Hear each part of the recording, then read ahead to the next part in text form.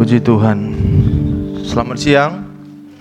Ya, puji Tuhan, kita bersyukur kepada Tuhan. Tuhan masih memberikan kesempatan, waktu yang tepat dan tempat yang tepat bagi kita untuk kita bisa kembali bersekutu di dalam kasih Tuhan, di dalam kemurahan Tuhan. Ya, jadi kita akan segera mendengarkan firman Tuhan.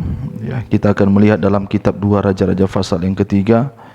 Ya, dalam kitab 2 Raja-Raja pasal yang ketiga, ayat yang pertama sampai dengan ayat yang selanjutnya. Ya, dosa yang tidak dituntaskan mengakibatkan banyak hal. Ya, jadi akibat dari dosa yang tidak tuntas itu sudah kita pelajari di beberapa kali ibadah, bagaimana Raja Yoram. Ya, Raja Yoram itu adalah raja yang berlaku jahat di mata Tuhan. Sekalipun ada dosa yang tidak dikerjakan, ada satu dosa yang tidak dikerjakan, tapi di sisi lain dia mengerjakan dosa yang lain, sehingga dia berlaku jahat di mata Tuhan. Itu sebabnya kita akan memperhatikan dalam 2 Raja-Raja pasal yang ketiga. Dalam 2 Raja-Raja pasal yang ketiga, ayat yang ke 1 sampai dengan ayat yang ketiga. Ya, Raja-Raja pasal 3 sampai 3. Yoram ini adalah siapa? Yoram adalah adik dari siapa? Ahazia. Ya, Yoram ini adalah adik dari Ahazia, yang Ahazia sebelumnya menggantikan bapaknya menjadi raja. Setelah bapaknya mati, yaitu Ahab, digantikan oleh anaknya, yaitu Ahazia. Setelah Ahazia mati, Ahazia digantikan oleh adiknya Yoram. Jadi Ahazia ini adalah raja yang jahat di mata Tuhan. Karena apa? Karena di masa kepemimpinannya dia mendirikan atau melanjutkan kebijakan dari bapaknya Ahab, yaitu pemberhalaan, tugu-tugu berhala, ya, penyembahan berhala. Itu yang menyakitkan hati Tuhan. Tetapi setelah Ahazia mati, Yoram melanjutkan tongkat estafet kepemimpinan. Yoram ini menjauhkan semua tugu berhala, dihancurkan semua tugu berhala yang sudah menjadi kebijakan bapaknya dan kakaknya Ahazia. Tetapi dia masih berpaut kepada dosa Jerobeam. Dia pun berlaku jahat di mata Tuhan. Aplikasinya apa? Aplikasinya, satu dosa tidak dilakukan, tapi satu dosa dilakukan, itu sama-sama nilainya jahat di mata Tuhan. Sering kita berkata begitu, oh saya tidak berzina pak, saya tidak mencuri, saya tidak mabuk-mabukan. Ya, tetapi ada dosa yang kita masih simpan, yaitu mungkin kepahitan, dendam, iri hati. Itu sama-sama jahat di mata Tuhan. Tuhan mau semua dosa dituntaskan, amin. Semua dosa itu tidak ada satupun yang dikerjakan. Karena dalam suratan Petrus berkata, hendaklah kamu sempurna sama seperti Bapakku adalah sempurna. Memang untuk menjadi kehidupan yang sempurna seperti Tuhan, itu bukan pekerjaan yang gampang, itu pekerjaan yang sulit. Tapi kita sudah perhatikan bagaimana darah Kristus itu yang sudah mati, darah yang mahal itu telah membayar kita lunas. Itulah yang akan menyucikan kita, mengampuni kita dari segala perbuatan dosa. Dan kita memperhatikan dari ketokohan Yoab, Yoram, ada dosa yang tidak dituntaskan. Sehingga apa akibatnya? Mari dalam 2 Raja pasal 3 ayat 1 sampai ke 3. Silakan Wita. Ya, silakan. Ya. Yoram anak Ahab menjadi raja di Samaria atas Israel dalam tahun ke-18 zaman Yosafat, raja Yehuda, dan ia memerintah 12 tahun lamanya. Teruskan. Ia melakukan apa yang jahat di mata Tuhan. Ia melakukan apa yang jahat di mata Tuhan, tetapi bukan seperti ayahnya dan seperti ibunya. Tetapi bukan seperti ayahnya dan seperti ibunya. Teruskan. Ia menjauhkan tugu berhala Baal yang didirikan ayahnya. Ya. Terus. Namun demikian, ia masih berpaut kepada dosa Yerobeam bin Nebat yang mengakibatkan orang Israel berdosa pula. Ia tidak menjauhinya. Ayat keempat, perhatikan pelan-pelan. Terus. Mesa, raja Moab. Ya, perhatikan. Mesa, raja Moab. Terus. Adalah seorang peternak domba. Terus. Sebagai upah, ia membayar kepada raja Israel 100.000 anak domba. Sebentar, 100.000 anak domba. Sebentar ya. Jadi kalau kita kalkulasikan sekarang, satu domba itu berapa? Satu domba berapa duit? Harga hidup. Andai kata lah ya, 1 juta. Bisa ya? 1 juta. Jadi kalau 100.000, 1 juta kali 100.000 berapa? 1 juta. Perhatikan, lihat saya. 1 juta kali 100 ribu, bukan 1000 loh, 100 ribu. Berarti betul lah 100 M. Ya kan tambah aja 100 ribu, jadi 100 M. Oke ya, oke 100 M, simpan. Terus dan bulu dari 100 ribu domba jantan. Jadi dikasih lagi bulunya. Berarti kalau bulunya itu kan harganya juga 100 ribu, 100 berapa M juga? 100 M. Berarti 200 M. Oke? Kali 100 M, 100 ribu. 100 M. Ya kan? Oke. Itu hanya 100 ribu anak domba. Terus 100 ribu domba jantan. Kali juga 1 juta kali 100 ribu. 200 M. Oke ya, 200 M. Jadi perhatikan. Jadi selama, lanjut dulu ayat keempat, saya terangkan. Ayat 4, ayat 5. Jadi si Mesa ini, perhatikan saya, Mesa ini raja Moab, raja dari suku Moab. Waktu Ahab masih hidup bapaknya si Yoram. Kan tadi kan Yoram menggantikan Ahazia, Ahazia menggantikan Ahab. Jadi selama hidup Ahab, bapaknya si Ahazia, bapaknya si Yoram dan bapaknya si Ahazia ini, si raja Moab Mesa ini selalu memberikan upeti, bayar pajak kepada bapaknya si Yoram, yaitulah Ahab, sebesar 200 M. Dikasih tuh untuk pajak, upeti namanya ya kan, tadi kan baca upeti. Nah, dikasih tuh 200 M kepada bapaknya si Yoram. Itulah siapa? Raja Israel. Ahab. Kita perhatikan ayat keempat, ayat 5, ayat 5, pelan-pelan ya. Jadi 200 M selama hidupnya Ahab dikasih itu dari Raja Moab Mesa. Nah, tapi ayat kelima terus ya. Tetapi segera sesudah Ahab mati, matilah si Ahab, matilah bapaknya si Yoram. Apa ini selanjutnya terus? Memberontaklah Raja Moab terhadap Raja Israel. Iya, memberontaklah Raja Moab terhadap Raja Israel. Siapa Raja Israel? Yoram. Ya kan? Memberontak dalam arti kata lain, nggak dikasih lagi pajaknya. Jadi Yoram ini kehilangan pemasukan sebesar 200 M. Meninggallah si Ahab ini, memberontak si Mesa. Tetapi meninggallah si Ahab, memberontaklah dia kepada si Yoram. Dalam arti kata apa?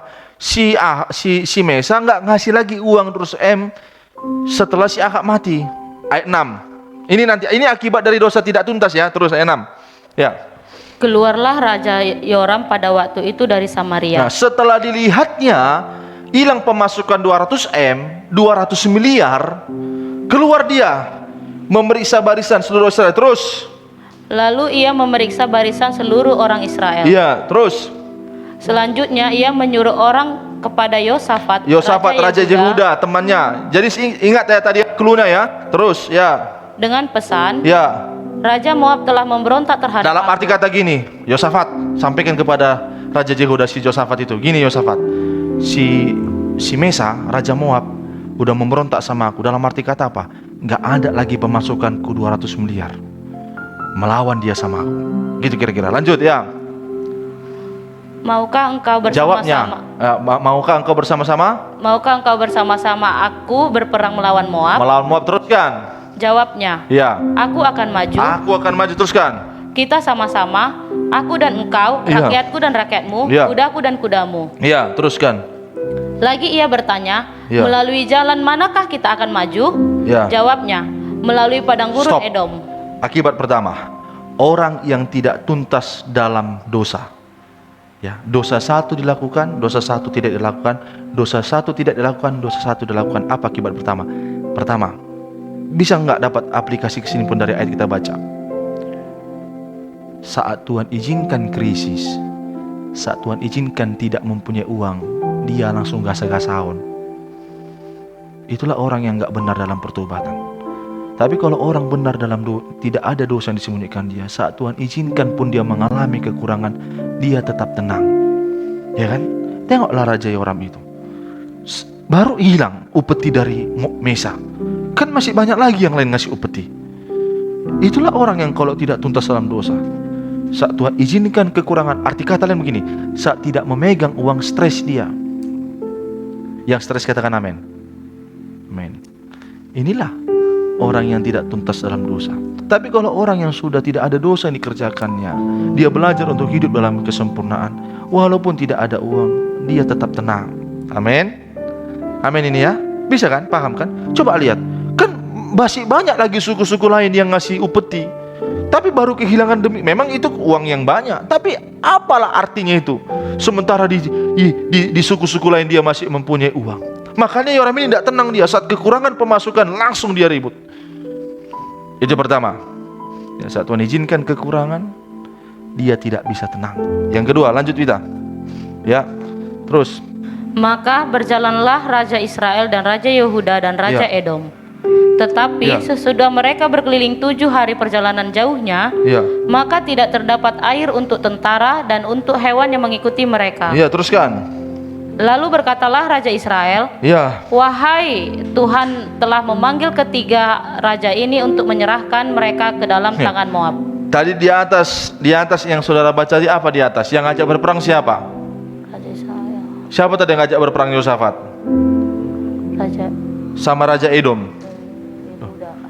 Yang ngajak berperang tadi Yosafat untuk menyerang si Mesa tadi siapa? Raja Mesa tadi yang ngasih upeti tadi. Siapa? Yoram.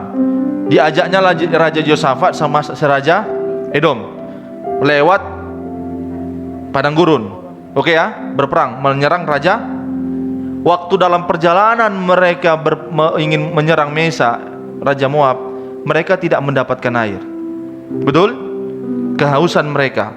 Tapi setelah itu terjadi apa yang dikatakan si Yoram ini? Dia salahkan? Bukankah engkau yang menyuruh? Padahal bukan Tuhan yang menyuruh, dia sendiri yang bergerak menyuruh kan? Hah? Bisa paham? Apa akibat kedua kalau orang tidak tuntas dalam dosa? Simpel saja, suka menyalahkan. Itulah.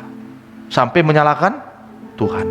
Sampai menyalahkan setan. Setan pun disalahkan. Gara-gara setan ini semua. Padahal enggak, dia yang keras kepala. Bisa paham? Ini aja loh. Jadi kalau orang enggak benar dalam pertobatan, kerjanya suka mempersalahkan, ya. Suami mempersalahkan, istri mempersalahkan. Bahaya loh kalau ada dosa yang tidak dibersihkan. Sampai nanti mempersalahkan Tuhan, mempersalahkan setan. Mari kita jangan sampai mau mempersalahkan. Bisa paham? Yang pertama, dia tidak bisa tenang. Yang kedua, kerjanya suka mempersalahkan. Ya, udah? Bisa paham? Bisa paham ya? Kita selesaikan, ya? Itu aja dua. Mari, kita bangkit berdiri. Pujian dan syukurku ku bawa padamu dengan rendah hati, ku persembahkan, sadar bila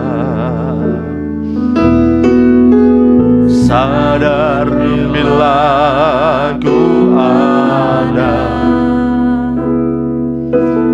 hanya karena anugerah, bukan karena kekuatanku. Ku tahu hidupku, ku tahu hidupku adalah penyembahan. Kau ciptakanku dalam kemuliaan. Ku tahu hidupku, ku tahu hidupku berharga di matamu. Segenap hidupku